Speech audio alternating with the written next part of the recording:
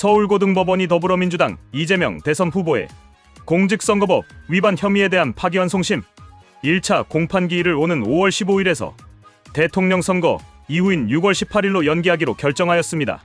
재판부는 대통령 후보인 피고인에게 균등한 선거 운동 기회를 보장하고 재판의 공정성 논란을 없애기 위해 재판 기일을 조정했다고 밝혔습니다.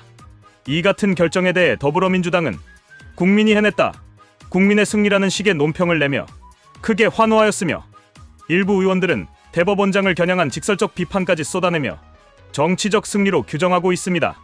그러나 이러한 민주당의 반응은 오히려 사법부를 압박하고 정치적으로 이용하려는 시도로 해석될 여지가 매우 큽니다.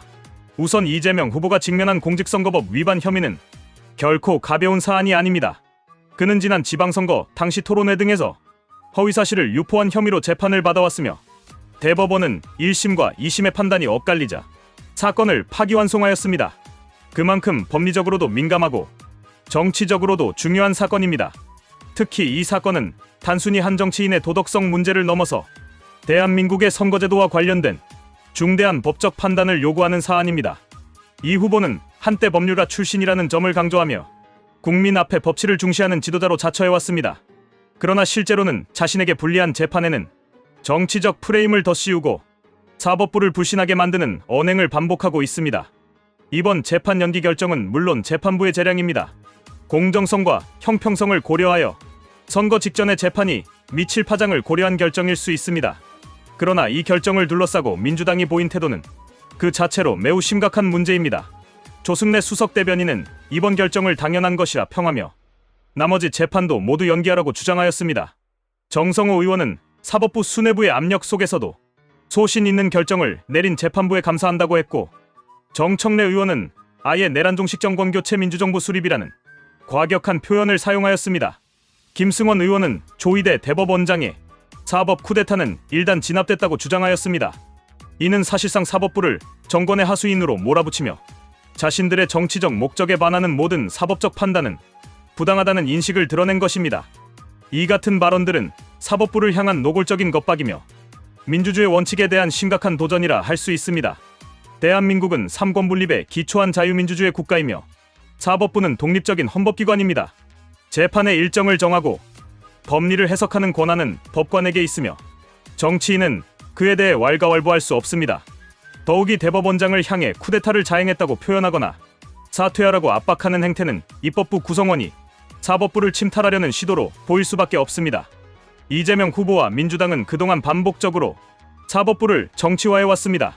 검찰 수사가 시작되면 정치 탄압이라 외치고 재판에서 불리한 결정이 나오면 사법농단이라 규정하며 자신들의 입장에 유리한 결정이 내려지면 국민의 승리라며 자화자찬을 합니다. 이러한 이중적 태도는 사법부에 대한 국민의 신뢰를 해치고 결국 대한민국 법치의 근간을 흔드는 행위입니다. 특히 정성호, 정청래, 김승원 등 이재명 후보와 가까운 의원들이 중심이 되어 사법부를 흔드는 발언을 지속적으로 내놓고 있다는 점은 결코 우연이라 보기 어렵습니다. 이들은 일관되게 사법부를 정치적 적대 세력으로 몰아가며 자신들이 원하는 판단이 나오도록 여론을 조작하고 있습니다. 이러한 방식은 과거 독재 정권 하에서나 볼 수 있었던 언론 통제와 유사한 방식으로 현대 민주주의 국가에서는 결코 용납될 수 없는 일입니다. 이번 공판 연기와 관련하여 국민이 해냈다는 민주당의 주장도 어불성설입니다. 국민은 재판부의 일정을 정한 적이 없으며 법원의 판단에 직접적인 영향을 끼친 바도 없습니다. 오히려 재판부가 국민의 눈치를 본 것이 아니냐는 비판이 제기되고 있으며 이는 사법부가 정치 권력의 압박에 취약하다는 인식을 심어줄 수 있습니다.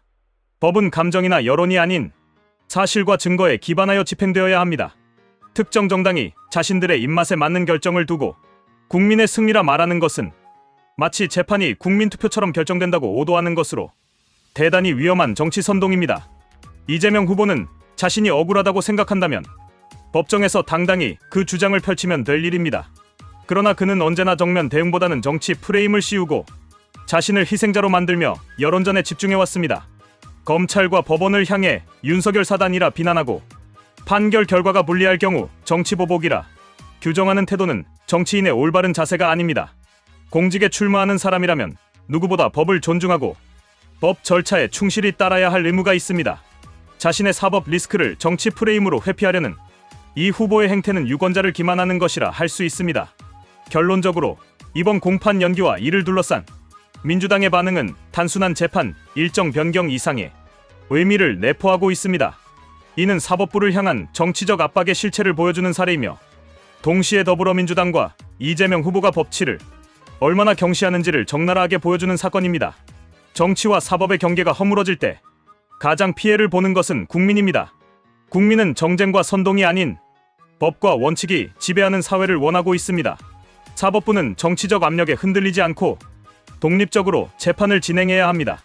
이재명 후보는 정치인의 지위를 이용하여 재판을 회피하려는 태도를 즉각 중단하고 법정에서 모든 의혹에 대해 사실과 증거로 응답해야 할 것입니다.